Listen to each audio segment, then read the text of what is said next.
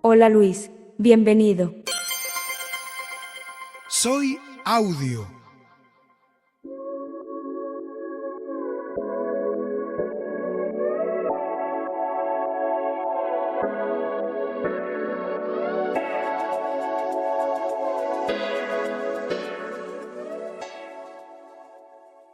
Hola amigos, ¿cómo están? Los saluda Luis Hernández. Bienvenidos sean todos ustedes a esta nueva edición de Soy Audio. En esta ocasión vamos a hablar de una obra de teatro titulada En la ardiente oscuridad que fue escrita por el español Antonio Buero Vallejo. La idea de hablar de esta obra es que en ella su autor pone sobre el tapete el tema de la ceguera y concretamente el tema de las personas ciegas. Así que ahí nos vamos a enfocar. Pero antes me gustaría invitarlos a que le den un like a este episodio. Denle un like y compártanlo. Gracias a los que se han suscrito a mi canal de YouTube y a quienes no lo han hecho, también los exhorto a que se suscriban. Marquen la campanita y así recibirán una notificación cada vez que aparezca un episodio nuevo como este. Soy Audio. La obra de teatro En la ardiente oscuridad de la cual hoy vamos a hablar fue puesta en escena en Lima en el 2007. Y en esta oportunidad voy a compartir la entrevista que sostuve con 3 de los actores que participaron. En este caso se trata de 2 actores y una actriz. Vamos a la entrevista. Voy a presentarles primero a Melissa Gutiérrez, las damas primero. Melissa, ¿cómo estás? Tú nos presentas a tus colegas actores y compañeros. ¿Cómo estás? Bien, bien, bien. Justo estoy aquí en el parque de mi casa viniendo de ensayo. Para que no me escuchen, me he venido así solita al parque. Estoy bien y bueno, a estos amigos yo los conozco aproximadamente ya 18 años, justo hemos estado hablando de eso. Bueno, nada, con Anthony tenemos una gran amistad, con Claudio también, ¿no? De hecho, esta obra de teatro la hicimos en el 2007, pues. Mi personaje era Doña Pepita. Es un personaje que en verdad me trae mucho cariño porque, porque el nombre, bueno, yo tengo un apodo que hasta el día de hoy me dicen, ¿no? A mí me dicen Papita, ¿no? Porque yo, bueno, me dicen Papita, así como que pedito patata. Entonces ese apodo nació a raíz de esa obra, ¿no? Porque como yo era un poco más llenita y era bien cachetona, bueno, ahorita soy un poco cachetona, algún gracioso ahí de la obra se le ocurrió decirme Papita, Doña Papita, y de ahí se quedó en Papita, Papita, y como yo era también una de las más pequeñas bueno, del taller, ya de cariño hasta el día de hoy me conocen con ese apodo, ¿no? A Richard, pues, ahí Bueno, echarle la culpa a Richard ahí. claro, Richard. Sí, es verdad, Richard, un compañero mío, ¿no? Que también le decían la Carlota. Bueno, mi personaje Doña Pepita y es un personaje que es el único que ve. Es ciega, corta de vista, pero es el único personaje que ve, ¿no? Que es básicamente la esposa es la directora, ¿no? Del centro que es un centro para ciegos, sí. La esposa de don Pablo, efectivamente. Y bueno, le doy pase a mi compañero Anthony. Anthony, por favor, Valera. Claro, claro, yo recuerdo con mucho cariño esta obra porque fue el cierre de un taller, ¿no? De un taller, para mí el primer taller de teatro que llevaba y además en el que conocí gente talentosa, gente de la que aprendí un montón, o sea, no solo aprendí del profe, sino mis compañeros y mis compañeras trajeron tanto que realmente yo aprecio mucho el teatro también por el roce que tuve con estos compañeros y estas compañeras, ¿no? Que era un taller eso era un abanico, ¿no? De gente que venía de todos lados, ¿no? Fue casi como un taller de todas las sangres, ¿no? Se podría decir. ¿En un sentido social te refieres? ¿Cultural? Sí, claro, o sea, habían personas que hacían teatro en otros lados, gente bastante amateur, gente que por primera vez llevaba un taller y, y todos fuimos testigos del crecimiento, ¿no? Del gran crecimiento que cada uno tuvo, ¿no? Yo hacía de Carlos en esta obra, ¿no? En esta obra hacía de Carlos y era bastante nutritivo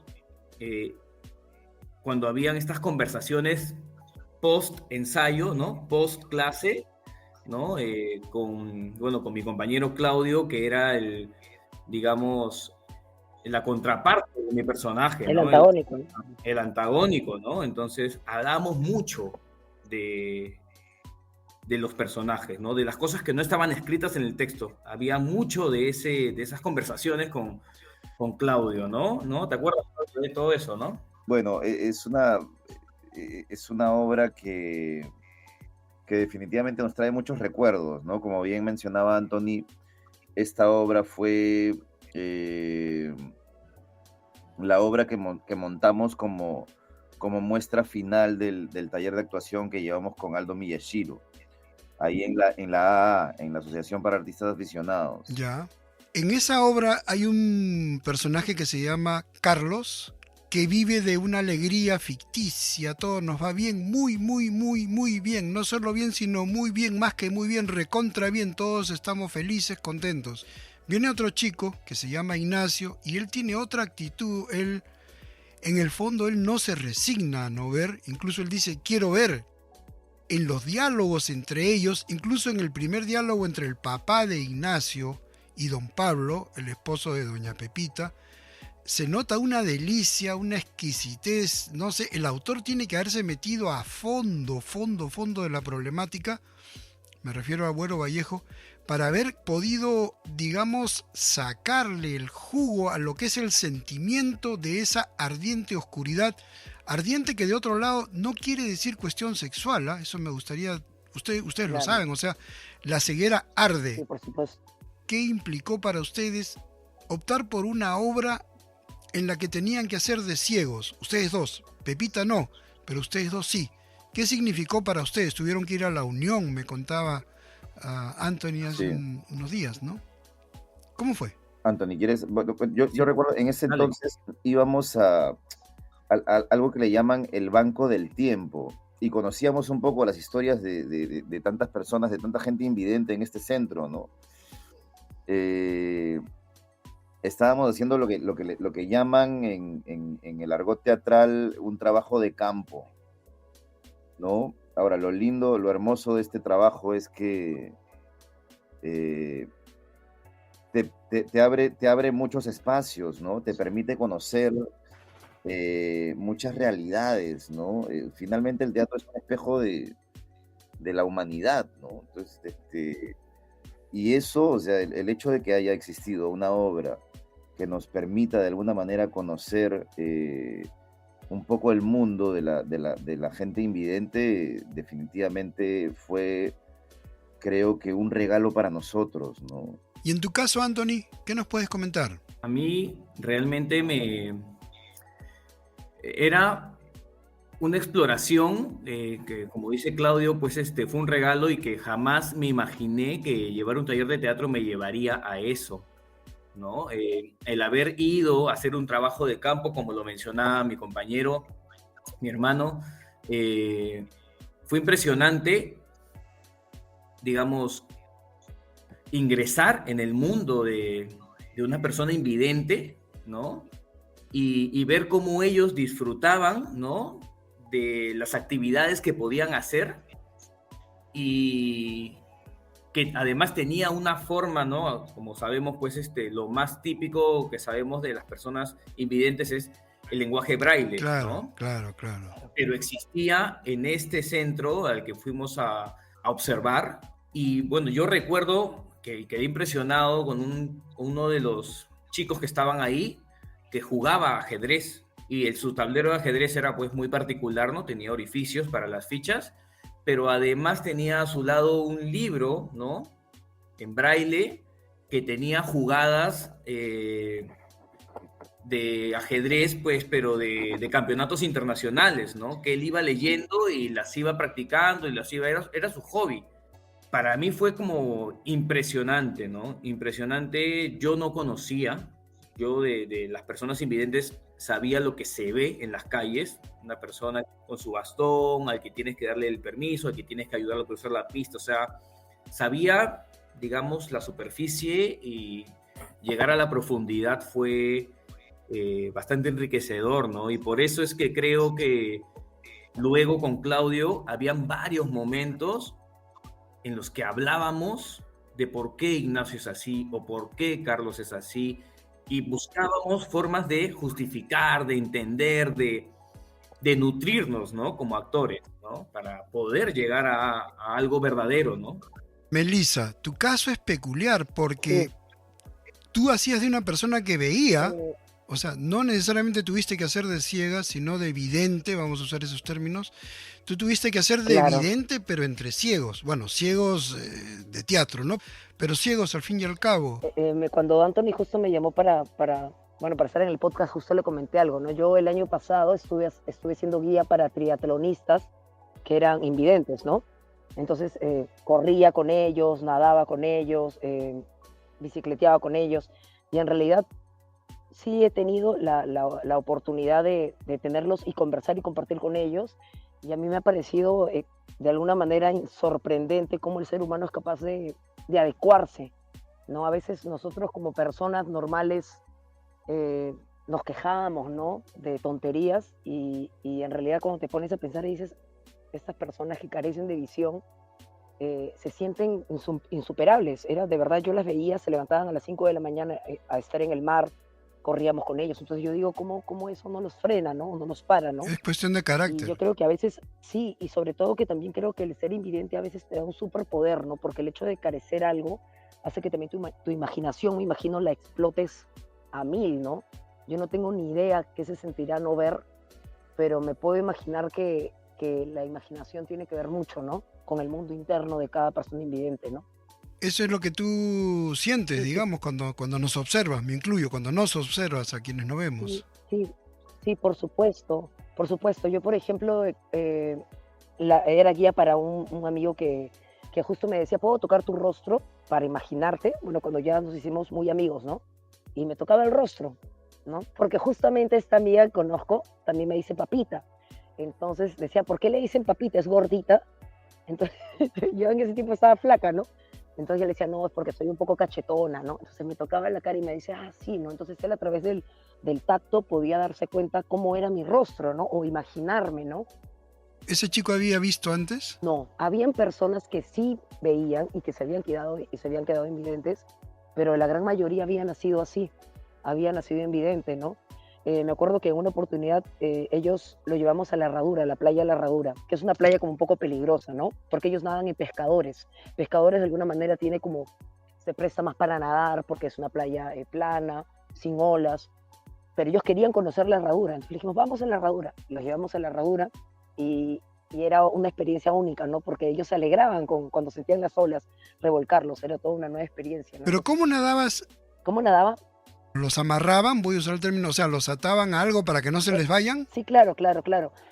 Cuando corríamos, por ejemplo, nos poníamos una liga que nos ataba, era como un arnés de pierna y de cintura, y para nadar era lo mismo, ¿no? Para nadar básicamente era un arnés que nos ataba en las caderas, piernas y cintura. Entonces ellos iban adelante y nosotros los guiábamos, ¿no? Ellos sentían el jalón de la soga y al sentir el jalón de la soga, nadan, ¿no? Nos siguen el paso.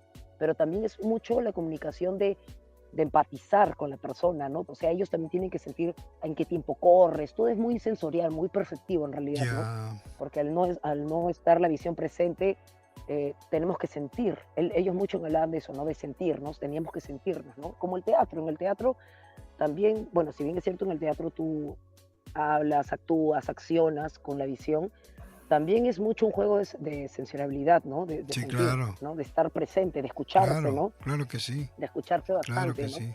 Entonces, es lo mismo, para una persona invidente es mucho eso, ¿no? La sensación, ¿no? Ellos seguían mucho, creo, por la sensación, por lo sensorial, por la escucha, por el oído, ¿no? Por el oído saben si están lejos, si están cerca. Entonces es bien bonito y bien puros, ¿no? Estas personas que yo, por ejemplo, que conozco que son invidentes, tenían un espíritu, de verdad, así suene cliché, ¿no? Y no lo digo porque estoy en un podcast, una manera de ver la vida totalmente diferente a como yo la veo, por ejemplo, ¿no? Porque, bueno, yo en algún momento me he deprimido, no sé, por tonterías.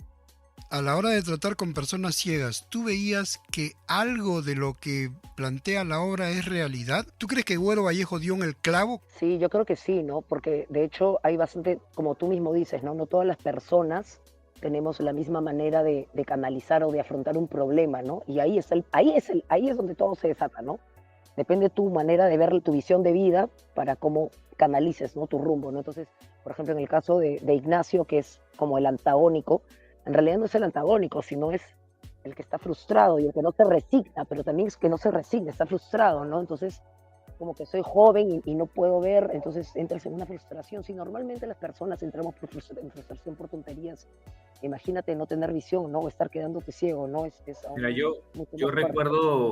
yo recuerdo que dentro de las cosas que en algún momento conversamos, y creo que salió un poco por el tema de que fuimos a este centro, ¿no? De invidentes Gracias. y pudimos observar. O sea, yo en ese tiempo, yo sentí que las personas invidentes, pues, tenían su manera de ver, ¿no? O sea, aunque suene de repente Obviamente. absurdo, ¿no?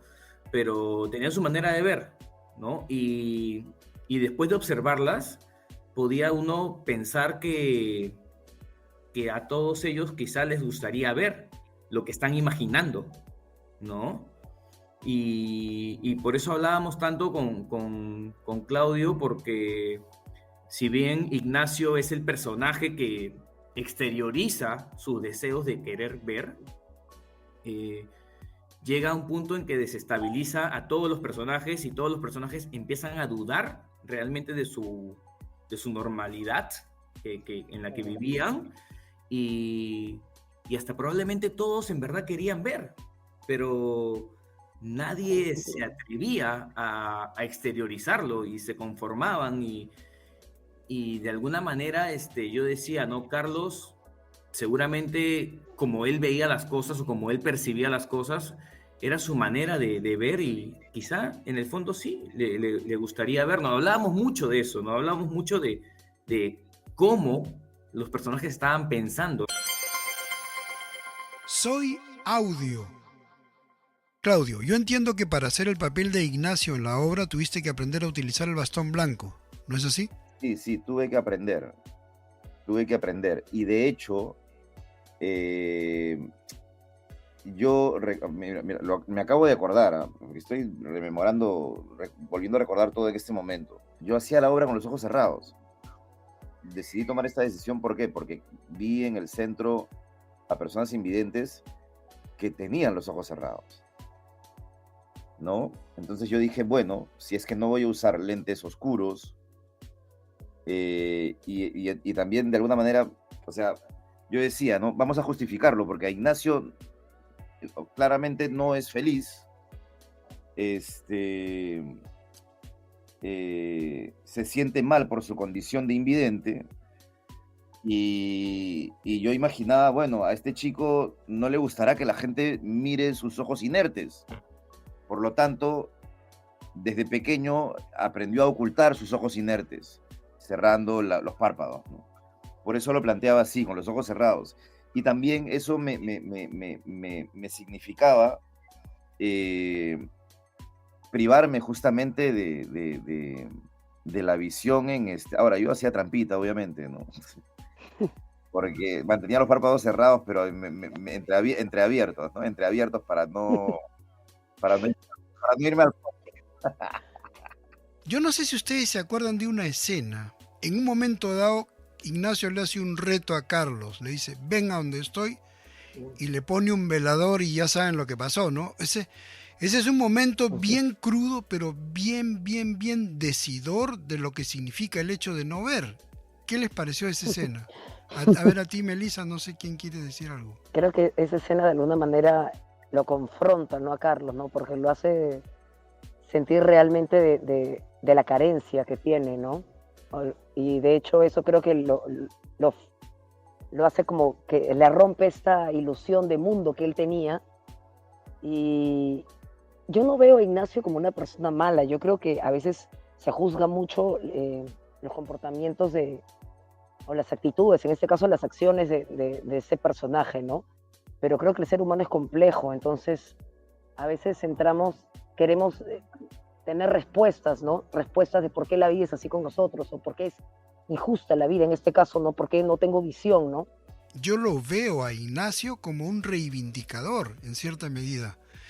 Claro, En alguna claro, novela sí. yo planteaba, una novela que en algún momento les puedo pasar, planteaba la idea de un movimiento que existía y que era los ignacistas, que querían rebelarse contra todo un orden de cosas impuesto, entre otros, por los profesores, por los directores, por los don Pablos y las pepitas de la educación de los niños ciegos, ¿no?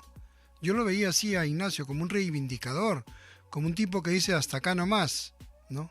Claro, es como abrazar abrazar tus heridas y también tus miedos, ¿no? No cegarte, ¿no? Si bien es cierto, ese grupo de chicos estaba, yo creo, acostumbrado a vivir de una manera, también tenían derecho a desfogar, ¿no? Porque de hecho tenían una frustración, o estos personajes ficticios tienen una frustración, ¿no? Entonces, el acumular y no soltar realmente tu verdadero yo, ¿no? Tus demonios que tienes internos. Yo no me imagino, la verdad, si yo fuera invidente, no me imagino cómo sería el mundo, ¿no? A veces también me pregunto, es feo ver demasiado la realidad, ¿no? Justo me ponía a pensar, ¿no? Y decía, ¿qué sería si no pudiera ver, si no tuviera visión? Ya. Y no sé, creo que de repente, ahorita desde mi percepción digo mejor porque yo no quiero ver, ¿no? No quiero ver más, ¿no? Porque este mundo es un poco caótico y de verdad que este mundo es un poco demoníaco, hasta podríamos llamarlo así, ¿no? Entonces, Está endemoniado, en parte sí. está endemoniado, claro, está Sí. endemoniado. Entonces, a veces de verdad yo digo, mejor en parte no ver, ¿no? No ver para no, como es como cuando Edipo Rey, por ejemplo, se ponen las agujas en los ojos. Hay una parte de Edipo Rey, es una obra teatral en la que el personaje se casa con su mamá y mata a su padre. Entonces él, cuando se entera de esto, no quiere ver más y lo que hace es arrancarse los ojos, ¿no? Porque ya no quiere ver más. Entonces, hace una analogía con eso, ¿no? En este caso, él se quita la visión porque ya está harto de ver la realidad, ¿no? De ver que no puede cambiar su realidad, ¿no? Y la otra parte es las personas que sí pueden ver, que no pueden ver, pero quieren ver, ¿no? Y había una búsqueda de parte de Ignacio, ¿no? No sé, de repente, desde lo que yo exploré, ¿no? Desde lo que yo leí y entendí, es como cuando lees algún texto prohibido, ¿no? Parece que a Ignacio le hablaron de cosas que solo ven las personas que tienen vista, ¿no? Porque él hablaba de las estrellas y hablaba de cosas que obviamente él nunca vio, pero las hablaba y las mencionaba de tal manera que parecía que las había visto, que parecía que conocía, ¿no? Entonces, él tenía información, o le habían dado información en su vida, de algo que lo alentó a rebelarse, ¿no? A querer buscar despertar, ¿no? Creo que es lo que buscaba Ignacio, ¿no? Quería despertar, ¿no? Él se sentía sumido en la oscuridad, ¿no? Quería ver. Ignacio llega a romper el status quo ahí, ¿no? Claro. Claramente ellos estaban viviendo en una burbuja, ¿no? Estaban viviendo una realidad Ficticia. que no era, claro, una realidad Y ficticia, promovida ¿no? por los profesores, perdón que te corte un poco para... Obviamente, porque no se enfrentaban al mundo. Y los ¿no? educaban, porque a mí también en cierta medida nos educaron para hacernos sentir que podíamos hacer de todo, casi de todo, bueno. Y yo cuando chico fui carlista, ahora que me pongo a pensar, no sé si fui un Carlos en mi colegio, fíjate, les comento esto, no sé, de repente eso les significa algo a ustedes que han representado esta obra. A mí me hicieron sentir Carlos y en otro momento respeto a Ignacio. Yo siento que Ignacio es algo así como un poco lo que es la alegoría de las cavernas de Platón, ¿no? Interesante, sí, claro. El que se libera de la cueva y llega después y quiere mostrarles la realidad a los que están ahí dentro, ¿no? Claro. Vamos, ¿no? Es un poco eso, ¿no? Ahora, yo siento que, o sea, yo hasta donde recuerdo,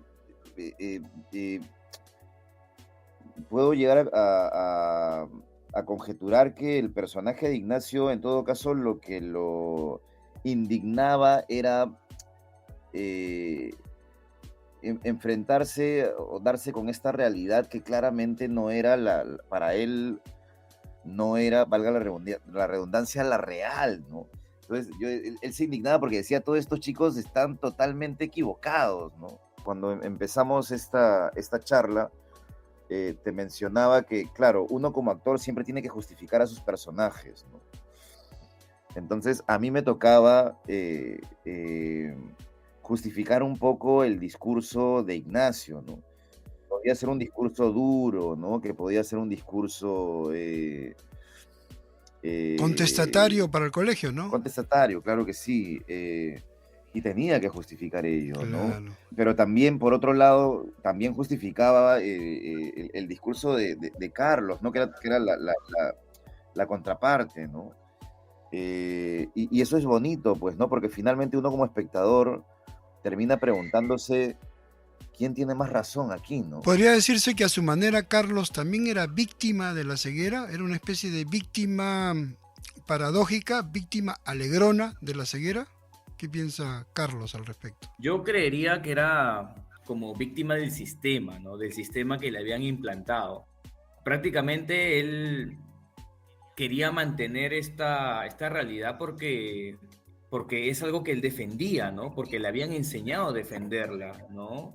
Es como que probablemente Carlos en algunos momentos lo pensé, quizá en verdad él pues sentía que algo estaba mal, pero le habían enseñado a que no ver ese lado, sino ser optimista, entre comillas, ¿no? Pero más bien tóxico, ¿no?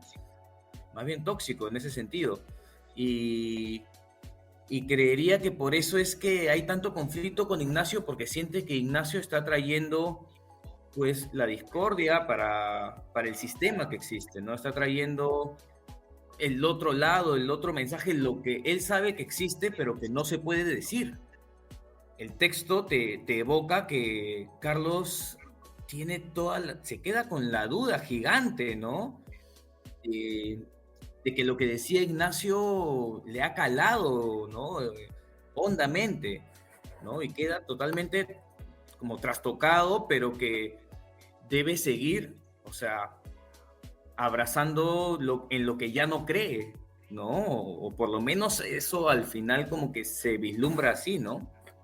Bueno, por eso hace lo que hace, ¿no? También, Claro. para seguir manteniendo el status quo ahí, ¿no? O sea, finalmente él decide, eh, él decide seguir con su discurso, eh, por más que no crea en él, ¿no? Por eso es que se termina, por eso es que por eso es un final tan trágico, ¿no? Dime una cosa, Melissa, ¿cómo valoras tú el papel de Doña Pepita? O sea, ¿qué rescatamos de Doña Pepita? Que hemos hablado poco de ella quizá y no quiero pasar por alto semejante personaje. ¿Qué te jaló a ti de Pepita? Bueno, la verdad el personaje me lo asignó Aldo Miyashiro, y era una persona mayor, ¿no? Para empezar, Pepita era la directora, era una persona mayor.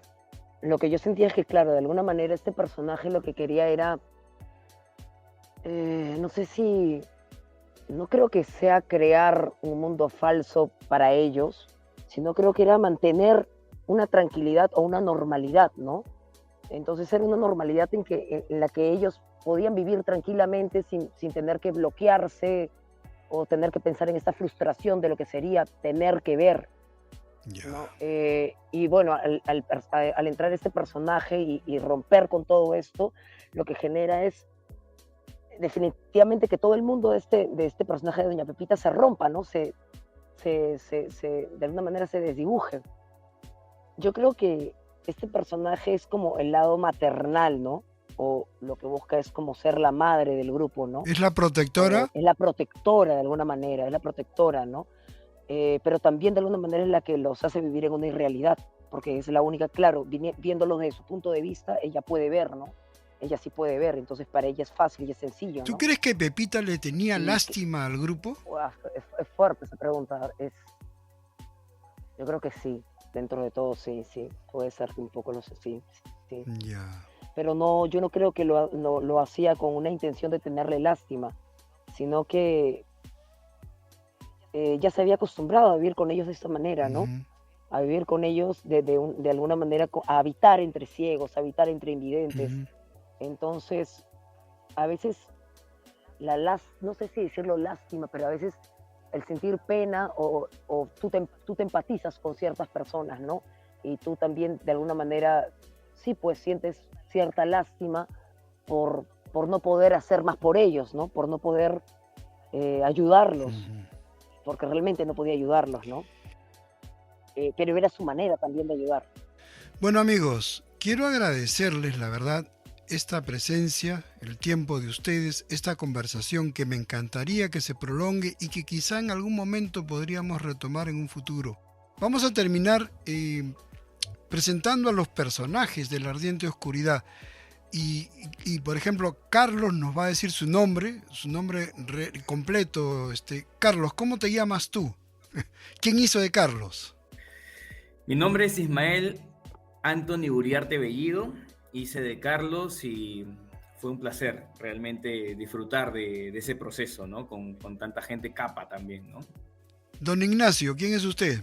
Yo me llamo Claudio Marcelo Calmet Olano. Ya, E interpreté a Ignacio en esta hermosa pieza. perfecto. ¿Y Sí. tú, mi estimada?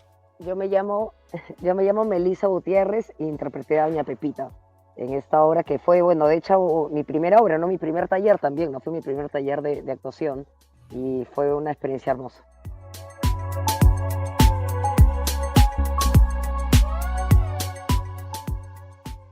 Amigos, esto ha sido todo por hoy.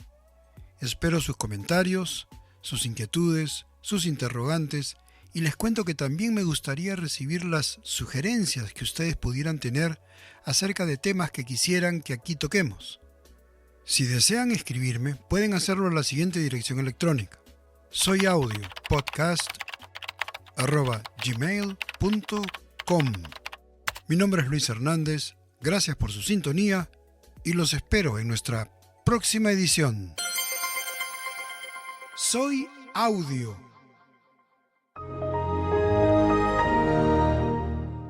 La computadora se está apagando. Hasta pronto, Luis.